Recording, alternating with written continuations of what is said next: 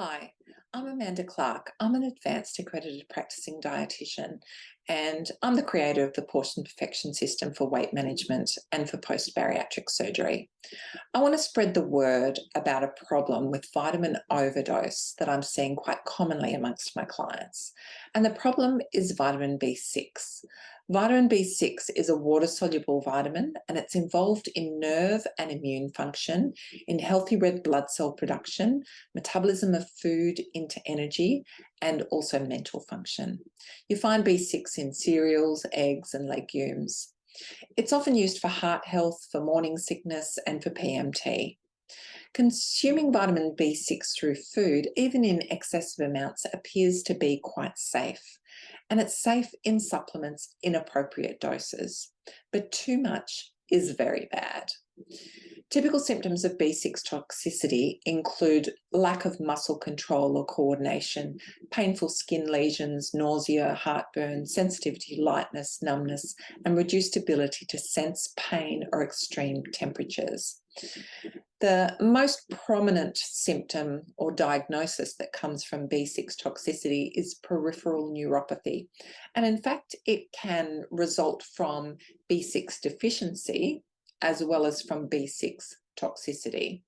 The Therapeutic Goods Administration here in Australia is aware of recent reports, both in Australia and overseas, which indicate that peripheral neuropathy can occur at a daily dose of less than 50 milligrams a day of vitamin B6.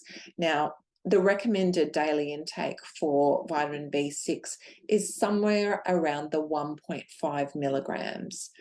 The upper limit of safety is currently set at 50 milligrams, but here the TGA is identifying that maybe that's been set a bit too high.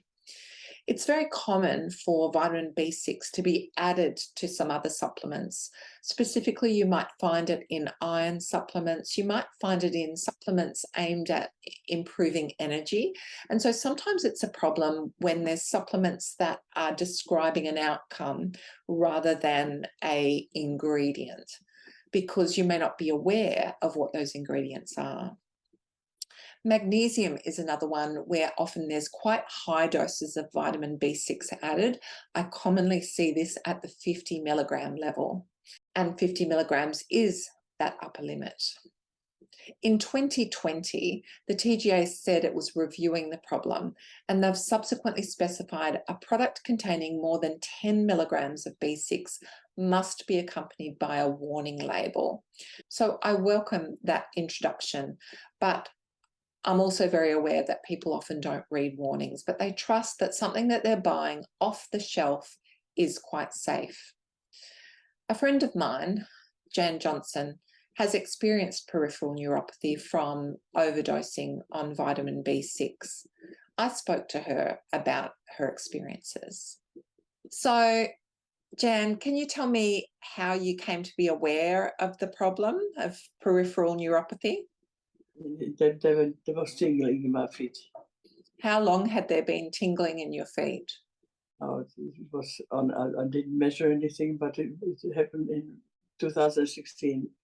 Inquired for them to tell me why I have that tingling and that what causes it and is it going to go away? Okay, and they sent you for a blood test. Now, because I've known you a long time, I know Yes. that you've always had all those vitamins on your breakfast table. Yeah, I did. Tell me, why did you take so many vitamins? Because I wanted to get rid of my arthritis. It's interesting that your pharmacy actually had a list of all the vitamins you were They taking. did, yeah. So that makes it very easy for me to see where that excess came in. Right. And I can see that you were taking a megadose B vitamin. That's right. And you were taking a multivitamin, and that multivitamin had a particularly high level of vitamin B6 in it, as well as the mega one. Now, even just looking at the ones that you were taking from the pharmacy, they would be enough to result in the symptoms that you've got there above the upper limit of safety. So how does the peripheral neuropathy affect you now? I can't walk without a walker, and did really badly, and very limited as well because I get too tired. Jan, what message would you have for listeners? Research everything properly before you take it. Yeah, that just because something's over the counter, it doesn't Yeah. make it safe, does it? It doesn't, no, not at all. Yeah. How many years would you say that you were taking those vitamins? But it would be for at least 10 years, if not more. Now, vitamin B6 is a water-soluble vitamin, and so you often think that it's just flushing through, but the damage can be done on its way through by having that in your system for so long, and it may not flush out in 24 hours. For Jan, it took about 3 months, and that's quite common that levels can return to normal quite quickly, but often the damage has already been done.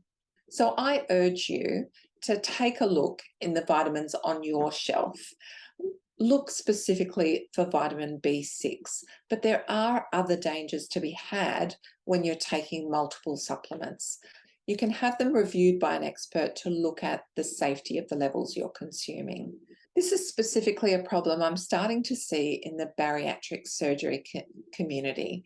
Vitamin B6 is not a nutrient that we consider to be particularly at risk after bariatric surgery. So it's not one that is placed in high doses in vitamin supplements. But it's worthwhile checking the level in yours. Remember that the recommended dietary intake is around 1.5 milligrams. We're a bit unsure of the reason for the high levels of B6 that we're seeing, and it may be to do with changes in gut bacteria, because vitamin B6 is a nutrient that can be produced by gut bacteria. So there's still more to understand from that. But I want everyone to be aware of the other supplements that they're taking. I certainly do sometimes find people taking a mega B or an executive B because they're feeling stressed at a particular time, or they're taking magnesium, which can send you over the level. You might also want to look in any formulated products you're consuming that might have added vitamins. So VLCDs or weight loss shake products will also contain some B6, usually at a fairly low level, usually below the 1 milligram. So they're not a culprit in themselves, but they can certainly add to your total intake. So I encourage you to check your supplements, and also to ensure that before you have blood tests, that you cease your supplements for 24 hours before the test, so that we know that we're not just measuring what you've taken that morning or the night before. Stay in contact with your dietitian, because we'll probably know more in the near future about what's causing that. Okay, so stay healthy.